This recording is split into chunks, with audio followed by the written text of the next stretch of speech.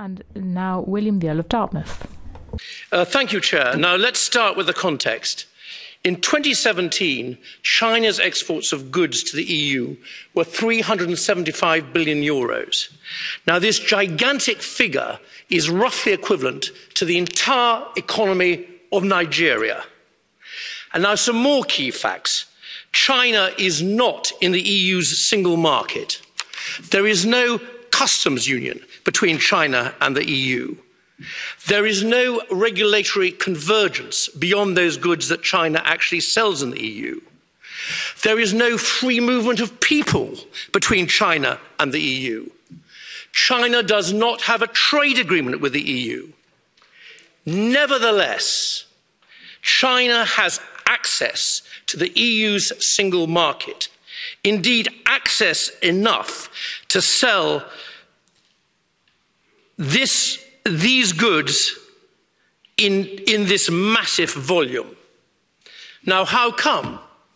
Perhaps this is permitted because the EU has a trade surplus with China.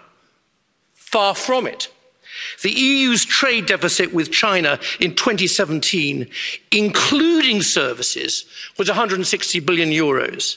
Now, this deficit was roughly equivalent to the entire economy of Romania, if you would pay attention. So there you have it. China has full access to the EU single market. By comparison, the EU demands of the UK, for example, payments of £39 billion that the UK does not even owe.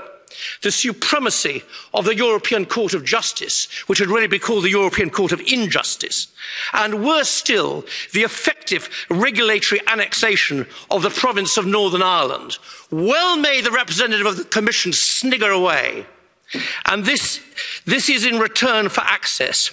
It is as if the EU was asking of China the same regulatory annexation of the province of Xinjiang. From this debate, it seems that the EU would like good trade relations with China. A great idea.